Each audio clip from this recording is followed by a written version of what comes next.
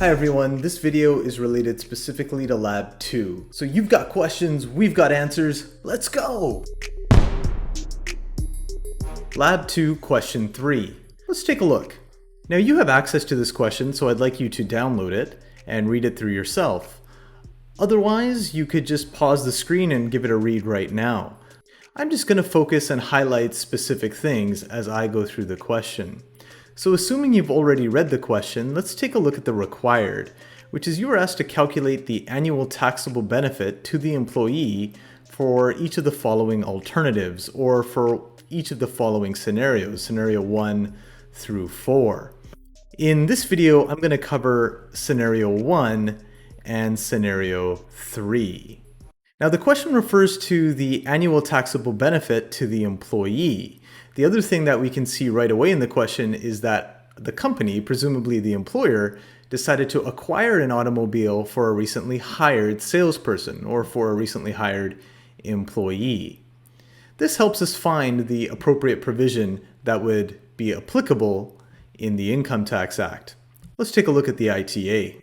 So hopefully you can see now I've got the question on the left and the Income Tax Act, the provisions over on the right of the screen.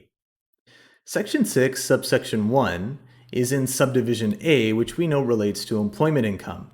If we specifically start to look at the inclusions, we see that 6.1 says amounts to be included as income from an office or employment. It goes on to say there shall be included in computing the income of a taxpayer for a taxation year as income from an office or employment, such, in other words, the following amounts should be included when calculating the taxpayer's income from employment. If you go through it paragraph by paragraph, you'll eventually arrive at 6 subsection 1 paragraph E, which is a standby charge for automobiles. It says where the taxpayer's employer or a person related to the employer made an automobile available to the taxpayer or to a person related to the taxpayer in the year, the amount, if any, by which. So I think this starts to apply. It does say here where the taxpayer's employer made an automobile available to the taxpayer. It says the amount, if any, by which. And the first of those amounts is explained in subparagraph I. It says an amount that is a reasonable standby charge for the automobile for the total number of days in the year during which it was made available. So we should be taking an amount that is a reasonable standby charge. And by how much does that exceed the total of all amounts, each of which is an amount, other than an expense related to the operation, so other than operating expenses, paid in the year to the employer or the person related to the employer. So the key word there is by how much does the reasonable standby charge exceed any amounts that are paid in the year to the employer for the use of the automobile other than operating expenses. So this is useful. We know that we have to calculate a standby charge, and we know we should be subtracting from the standby charge any amounts paid back by the employee. However, 6 subsection 1 paragraph E, while it says we need to do this calculation, it does not tell us exactly how to do the reasonable standby charge calculation. That's found elsewhere. If we look under related provisions, we will see a listing of other provisions that are specifically related to the one we're looking at. If we look at 6 subsection 2, it says it's for the calculation of the reasonable standby charge. So let's take a look at that. And that gets us to 6 subsection 2. Now this was covered in a lot of depth in your lecture, so if you haven't seen the lecture slides, make sure you download those off of the Learning Hub. They're not posted here. 6 subsection 2 is where the calculation for a reasonable standby charge is found. And it is done using the following formula. A over B times 2% times C multiplied by D plus 2 over 3 times E minus F. And then it goes on to explain what all of those different components are. A lot of times you will find the notes, if they are available to you for a specific provision, to be quite helpful. For example, we see in the notes that the cost of the vehicle for C in the formula includes additions, options, accessories, fees, and taxes, such as GST, HST, and PST on the vehicle, but not any financial fees or extended warranty costs. Also useful in the notes is it says for E, leasing payments do not include insurance costs, but may include certain other amounts. And as covered in the lecture, you'll see that the standby charge can be reduced if the vehicle is primarily used for business. Primarily meaning more than 50%. Let's go back to the question. The salesperson will be permitted to use the car for personal use as well as for employment. And in deciding between the lease and a purchase option, ABC felt it would be useful to determine the tax implications to the employee for each alternative. A purchase of the automobile would cost $31,500, including GST and PST. Make sure you always look for that on any exam. A lease of the same vehicle would cost $440 per month for 48 months, with $20 of that payment relating to insurance. You'll see that I've highlighted the facts related to leasing the vehicle in a different color from the facts related to purchasing the vehicle. That just helps me keep it all straight in my head. ABC would pay all of the operating costs, which are estimated to be $6,000 under either option. So here we can see that the employer is going to be paying all of the operating costs. And again, I'll highlight that in some other color. If the car is purchased, it will be available to the employee for use for 320 days during the year. When the car is not in use, the keys are returned to the employer. If the car is leased, it will be available to the employee for the entire year. And again, you are asked to calculate the annual taxable benefit to the employee for each of the following alternatives. We together are going to work on alternative 1 and then on alternative 3. Let's do alternative 1 first, which pertains to buying the vehicle outright. Remember from the question, we were told that the automobile will be driven 20,000 kilometers annually. That was a key piece of information and probably deserved a highlight of some kind. I'll highlight it in green. And if the car is purchased and employment use is 9,000 kilometers, we could say that the car is primarily for personal use. And I got that calculation by saying if the total kilometers are 20,000, subtract 9,000 employment kilometers, that equals 11,000, or much more than 50%, for personal use kilometers. How does that impact our calculation or our use of the formula? Well, please recall from your lecture slides that A over B in the formula is a key component. A can be equal to two things: the lesser of the kilometers the vehicle is driven, other than employment kilometers, and the value determined for B. That is variable B, or capital B.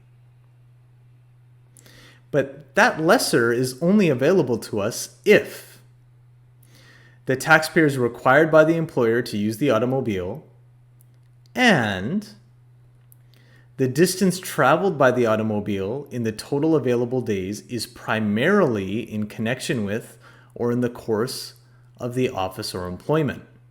And we can see from here that that is not the case. In scenario 1, the car is primarily for personal use. It is not primarily for employment use. So the taxpayer does not have the option of A being the lesser of two items. So if A cannot be the lesser of these two items, then A is going to be equal to the value determined for the description of B. So in other words, when the car is primarily used for personal use, A is going to be equal to B.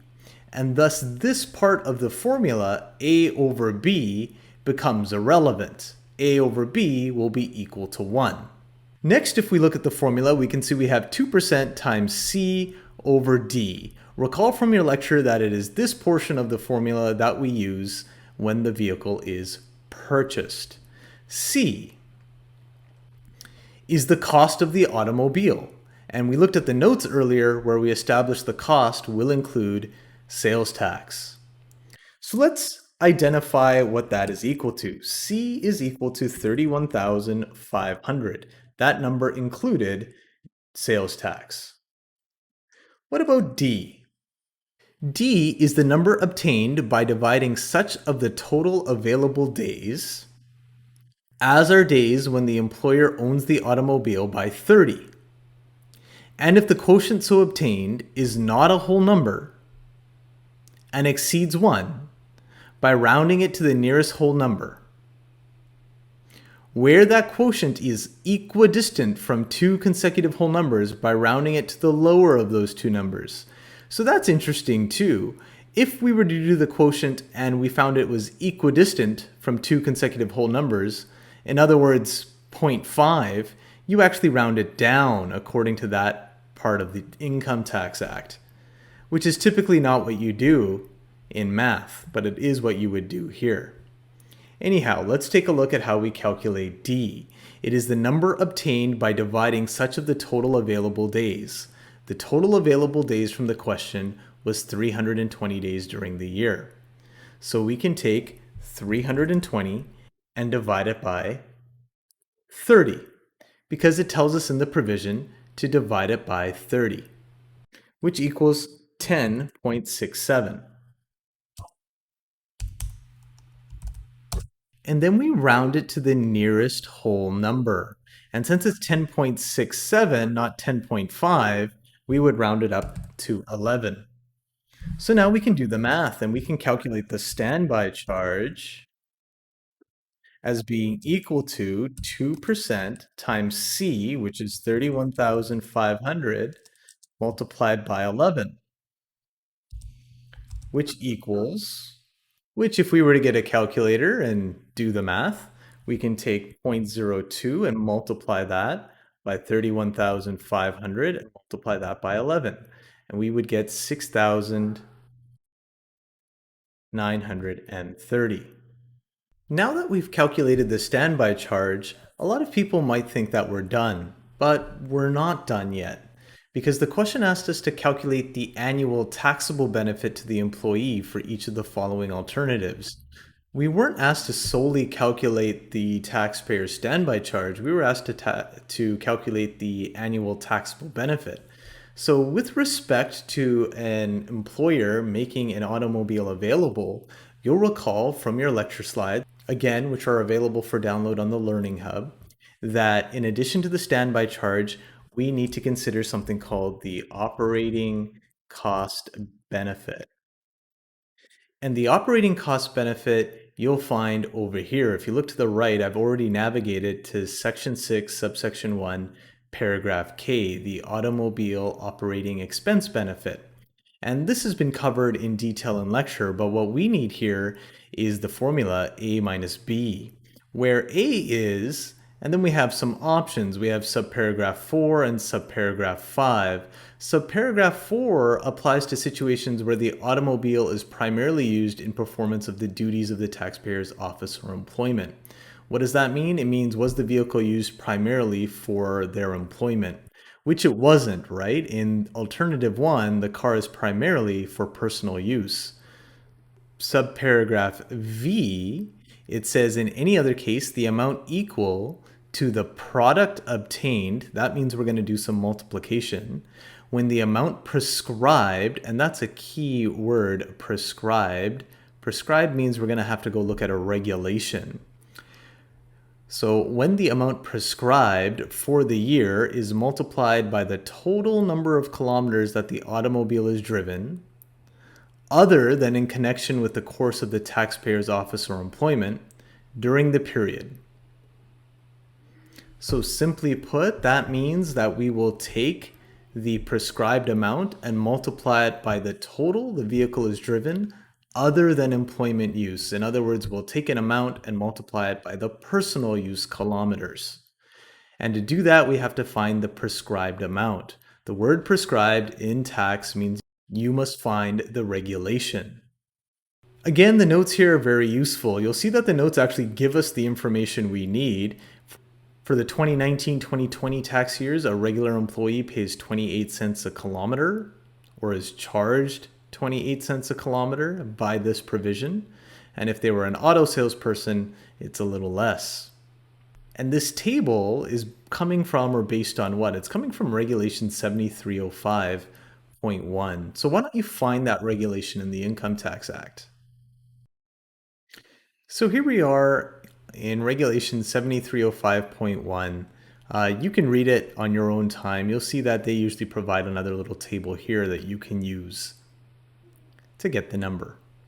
So if we're going to do the calculation, we know that it was driven for 11,000 personal use kilometers, and we multiply that by 28 cents a kilometer, and that equals 11,000 times 28 cents equals 3,080.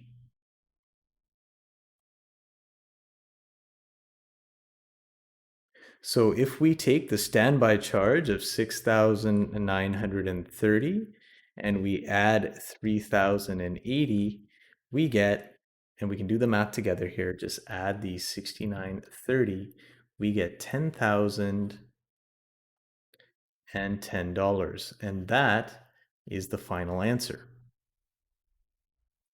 And just so you know, if you're watching this video in a different year, this rate here might change. So you should be able to look up the regulation 7305.1 to find any changes to the rate of 28 cents.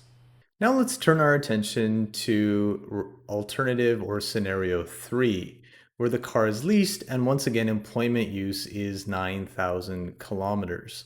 So we can reuse some of what we did before, and that is to say that the car is primarily for personal use. And I know that because the total driven was 20,000 kilometers, which we got from up here. The automobile was driven 20,000 kilometers annually.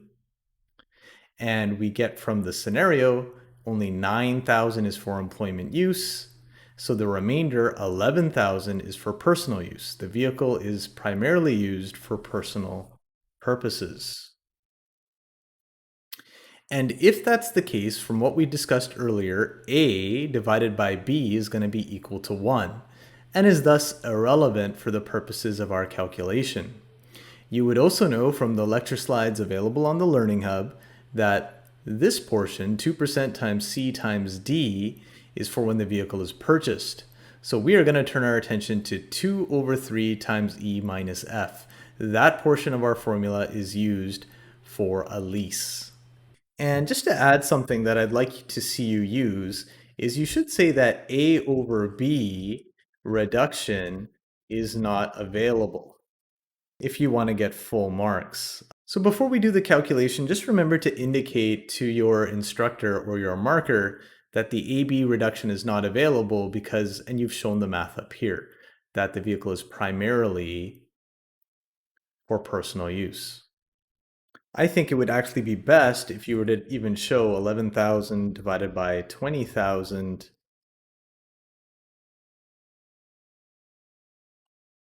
is 55%. And you should probably just put that right in there, 55%, just to really show the AB reduction is not available. And honestly, I should have done that in the prior alternative as well. So let's put that in there, just to make that very clear. So now let's establish that we know what E is. E as in echo. 2 over 3 times E minus F. Let's go find E.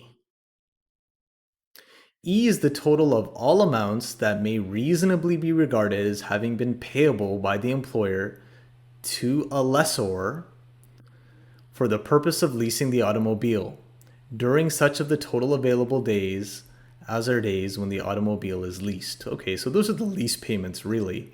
And if we go up to the narrative, we see that the lease of the vehicle was $440 a month for 48 months.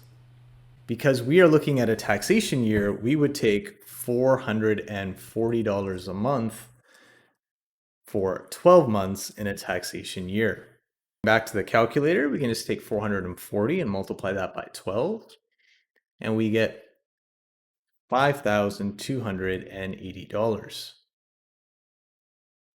If we calculate F, F is the part of the amount determined for E that may reasonably be regarded as having been payable to the lessor in respect of all or part of the cost to the lessor of insuring against loss or liability. This is insurance. And if we go to the narrative, we can see that $20 of that payment related to insurance that was embedded in the lease. So we would subtract that out. $20 of each payment multiplied by 12 months. Okay, and I know that would be $240. Now we can go ahead and do the math for the standby charge, which will equal 2 over 3 multiplied by 5,280 subtract 240.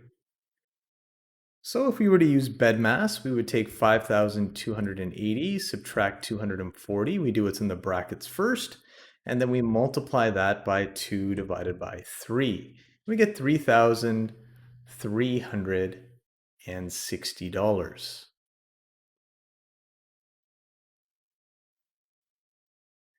Next, we have to do the operating cost benefit, or the operating benefit. And once again, that would be 11,000 personal use kilometers multiplied by 28 cents, which we did earlier, so we know that's $3,080. If we add the standby charge to the operating benefit, we should get 3,360 plus 3,080, 6,440. So there we are. We'll cover alternative 2 and alternative 4 in a live session.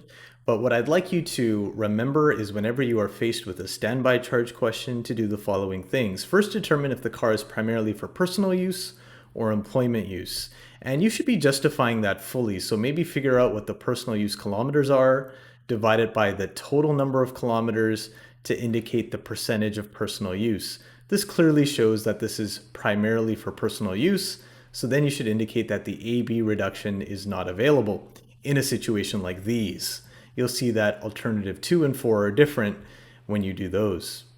Then you should calculate the rest of the variables. So if the vehicle is purchased, please calculate variable C and variable D. If the vehicle is leased, calculate E and F, please. Continue on and calculate the standby charge. It's 2% times C times D in a situation such as this, where the vehicle is purchased. Where the vehicle is leased, the calculation is 2/3 times D minus F. Then you calculate the operating cost benefit. Now the operating cost benefit, there's more to it than I would have shown in this video because it would have been covered in more detail in your lecture. Okay everyone, I hope you found that helpful. Until next time, thanks for watching.